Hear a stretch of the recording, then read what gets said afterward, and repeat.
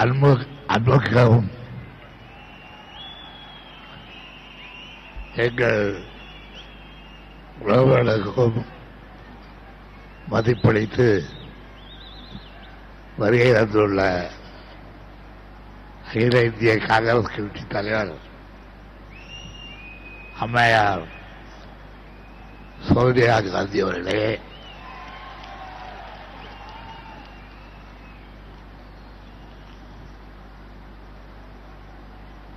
தமிழ்நாடு காங்கிரஸ் கட்சியினுடைய தலைவர் தம்பி இ.வி.கே. இளங்கோவன் அவர்களே, கழக கூட்டணியில் உள்ள ஏனைய அனைத்து கட்சி தலைவர்களே, என் உயிரினும் மேலான அன்பு உடன்பிறப்புகளே, முதலில் வேட்பாளர்களை அறிமுகப்படுத்துகின்ற கடமையை ஆற்ற விரும்புகின்றேன். சென்னை துறைமுகம் தொகுதியில் பி.கே. சேகர்பாபு உதயசூரியன் சின்னம், எழும்பூர் கே.எஸ். ரவிச்சந்திரன் உதயசூரியன் சின்னம், திருவிக்கா நகர் தாயகம் கவி என்ற சிவகுமார் உதயசூரியன் சின்னம், வில்லிவாக்கம் பா. ரங்கநாதன் உதயசூரியன் சின்னம், குளத்தூர் திமுக கழகத்தின் பொருளாளர் தம்பி மு.க. ஸ்டாலின் உதயசூரியன் சின்னம்,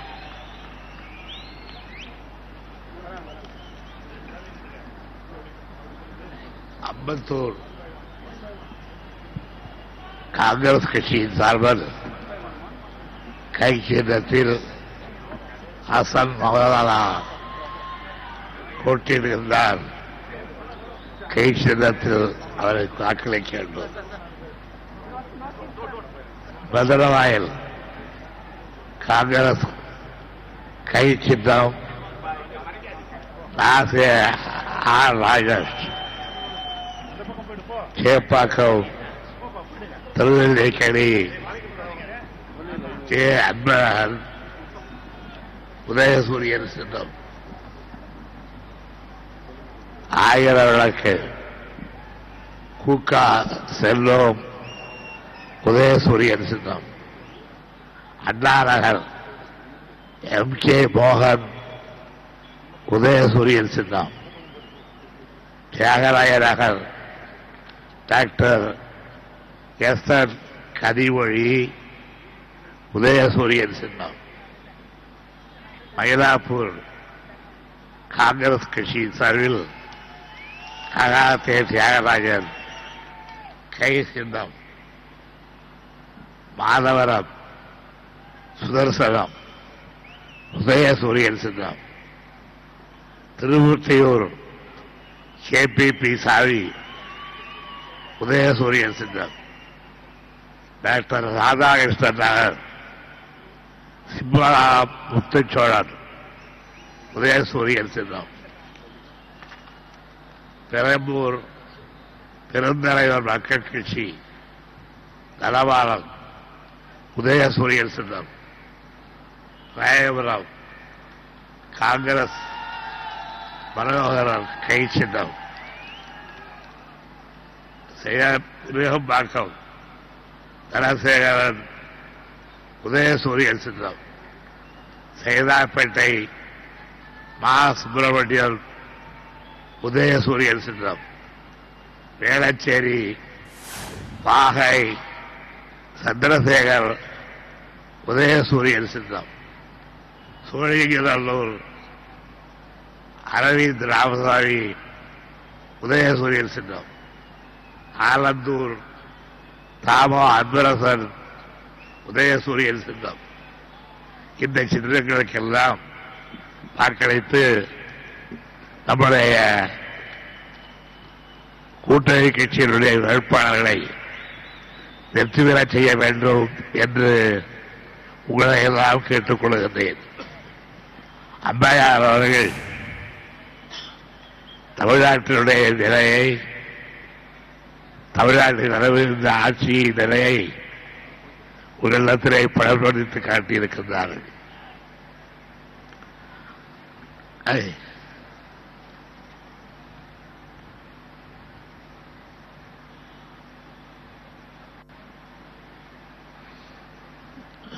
இரண்டாயிரத்தி 4ஆம் ஆண்டு நடைபெற்ற நாடாளுமன்ற பொதுத்தேர்தலின் போது இந்தியாவிலே வேறு எந்த மாநிலத்திலும் யாரும் சொல்லாததற்கு முன்பு தமிழ்நாட்டுக்கு திருமதி சோனியா காந்தி அவர்களை அழைத்து இந்தியாவின் மரபுகளே வருக, இந்தியாவின் திருமகளே வெல்லுக என்று வரவேற்பு கூறி வாழ்த்தினேன். ஒவ்வொருவருக்கொருவர் எப்படி விட்டுக் கொடுத்து நடந்து கொள்ள வேண்டும் என்பதற்கு சான்றாக திமுக, காங்கிரஸ் ஆகிய 2 கட்சிகளும் செயல்பட்டு வருகின்றன.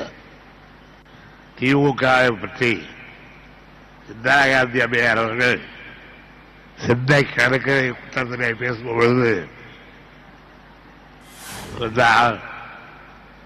ஆதரித்த போதும் எதிர்த்த போதும் 2 நிலையிலும் கொள்கை உறுதியோடு இருப்பவர் கருணாநிதி என்று கூறி தமிழ்நாடு மறந்ததற்காக நானும் மறக்கவில்லை. திராவிட முன்னேற்ற கழகத்திற்கும் காங்கிரஸ் கட்சிக்கும் இடையிலே உள்ள உறவு ஆழமானது, உறுதியானது. 1980ஆம் ஆண்டில் அந்த இந்திரா காந்தி அவர்களின் தலைமையில் காங்கிரஸ் கட்சியும் திராவிட முன்னேற்ற கழகமும் கூட்டணி அமைத்து தேர்தலில் போட்டியிட்ட போது இந்திரா காந்தி அம்மையார் அவர்களை நேரில் நாளே வருக, நிலையான ஆட்சி தருக என்று அழைத்து பாராட்டி வரவேற்றோம். அப்பொழுது தமிழக மக்கள் பெருவாரியான தொகுதிகளில் திமுக காங்கிரஸ் கூட்டணிக்கு வெற்றி தந்து ஆதரவு அளித்தார்கள். இப்பொழுது சோனியா காந்தி அவர்களும் பிரதமர் மன்மோகன் சிங் அவர்களும் ஐக்கிய முற்போக்கு கூட்டணி ஆட்சி காலத்தில் தமிழகத்திற்கு அளித்துள்ள சில திட்டங்களை இதனால் மறக்கவே முடியாது. 37,000 கோடி ரூபாய்க்கு தமிழகம் சாலைகள், மேம்பாலங்கள், துறைமுகப் பணிகள், சென்னையிலே மெட்ரோ ரயில் திட்டம், ஒகேனக்கல் கூட்டு குடிநீர் திட்டம், சென்னைக்கு கடல் நீரை குடிநீராக இன்னொரு திட்டம், மத்திய அரசு கல்வி நிறுவனங்களில் 27% இடஒதுக்கீடு, திருச்சியிலே இந்திய மேலாண்மை கல்வி நிறுவனம், திருவாரூர் என்னுடைய சொந்த ஊரில் மத்திய பல்கலைக்கழகம், எங்களை எண்ணில் போதியபடி பொடா சட்டத்தையே ரத்து செய்த அந்த நிலையை நான் என்றைக்கும் மறக்க முடியாது. 2003ஆம் ஆண்டு 2013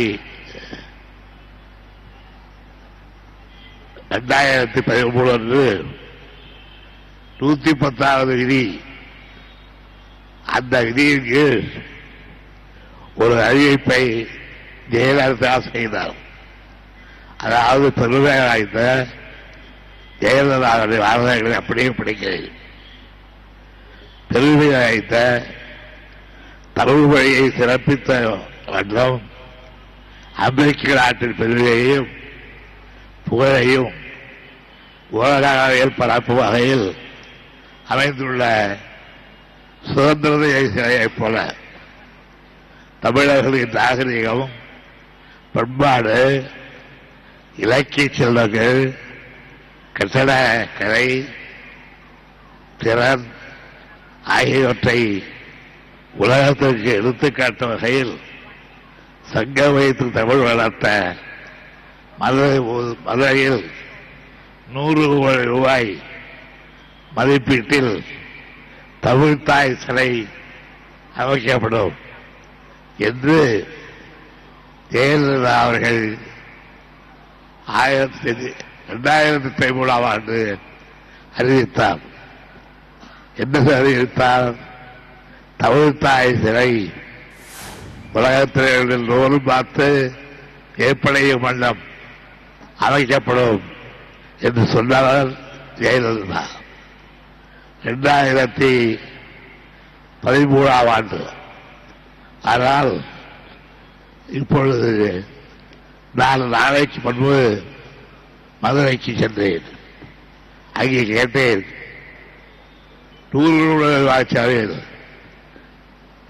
முதலமைச்சர் ஜெயலலிதா தமிழ்த்தாய் சிலை ஒன்றை மதுரையில் வைத்திருப்பதாக சொல்லியிருக்கிறாரே, பத்திரிகையை செய்திருந்ததே, அந்த சிலை எங்கே என்று தேடினேன். எங்கேயும் காணவில்லை. எல்லோரும் திரும்பி பார்த்தார்கள். யாருக்கும் அந்த சிலை திரும்படவில்லை. சிலை வைத்தால்தானே எங்கே சிலை இருக்க முடியும்? 100 கோடி ரூபாய் செலவில் தமிழ்த்தாய் சிலையை அமைக்க இருந்த ஜெயலலிதா எப்படி அன்றைக்கு மக்களை ஏமாற்றினாரோ அதை போலத்தான் இன்றைக்கும் மக்களை ஏமாற்றுகின்ற முயற்சியிலே ஈடுபட்டு வருகின்றார். தேர்தல் பிரச்சாரத்திலே கடந்த 5 ஆண்டுகளில் தமிழகத்தில் சட்டமும் ஒழுங்கும் திறமையாக பாதுகாக்கப்பட்டன என்று சொல்லுகிறார். ஆனால் உண்மைகளே என்ன? 2011ஆம் ஆண்டு முதல் 2016ஆம் ஆண்டு வரை 4 ஆண்டுகள் நிகழ்ந்த கொலைகள் தமிழ்நாட்டில் 1 2 அல்ல, 7567 கொலை முயற்சி சம்பவங்கள், 11,845 பெண்களுக்கு எதிரான பாலியல் வன்முறை 2792, தாழ்த்தப்பட்டோர் மீதான வன்முறைகள் 6429, கடத்தல் சம்பவங்கள் 7454, கலவரங்கள் 11,630 கலவரங்கள். இப்படி தமிழகத்தை சீரழித்த நிலையிலே 6 ஆண்டு காலம் ஆட்சி நடத்திவிட்டு ஆட்சி என்ற பெயரால் கொள்ளையடித்து தமிழ்நாட்டை குட்டிச்சுவராக ஆக்கிவிட்டு இன்னமும் தான் வெற்றி பெற வேண்டும் என்று வாக்காளர்களை தேடி போகிறார்களா? நியாயம்தானா? இதை அனுமதிக்கலாமா என்று இந்த கேள்வியை நான் அல்ல, இன்றைக்கு என்னுடைய அருமை சகோதரியும் தமிழ்நாட்டிலே நடக்க வேண்டும், நல்லாட்சி நடக்க வேண்டும் என்கின்ற சரியாக ஆர்வம் கொண்டு வருவார அன்னை சோனியா காந்தி அவர்கள் தன்னுடைய விருப்பத்தை அந்த மேடையிலே தெரிவித்திருக்கிறார்கள். அவருடைய விருப்பம் நிறைவேற்றுகின்ற அளவுக்கு நாம் திராவிட முன்னேற்ற கழகத்தின் வெற்றிக்கு பாடுபட வேண்டும் என்று கேட்டுக் கொள்கின்றேன். நீ குழுவி இருக்கின்ற கூட்டத்தை பார்க்கும் பொழுது இது வெற்றி விழா கூட்டம் தானோ என்று எண்ணுகின்ற அளவுக்கு நீங்கள் வைத்திருக்கின்றீரே. இந்த வகையை விரும்பாமல் உங்களுடைய உணர்வுகளை அம்மையார் அவர்களே எடுத்து காட்டிய அதை உருவகப்படுத்தி வெற்றியை தேடித்தர வேண்டும் என்று ஒவ்வொரு வாக்காளரையும் நான் கேட்டுக்கொண்டு தமிழ்நாட்டிலே திராவிட முன்னேற்ற கழக ஆட்சி என்று வந்தால் அது ஜனநாயக கட்சியுடைய ஆட்சியாக இருக்கும். ஜனநாயகத்தை மதச்சார்பற்ற தன்மையை போற்றுகின்ற ஆட்சியாக இருக்கும். அந்த ஆட்சிக்கு வழிவிடுகின்ற அளவுக்கு, அந்த ஆட்சிக்கு வெற்றி எடுத்திருக்கின்ற அளவுக்கு அனைவரும் பாடுபட வேண்டும் என்று கேட்டுக்கொண்டு என்னுடைய உரையை இந்த அளவில் நிறைவு செய்கின்றேன். வணக்கம். நல்லது.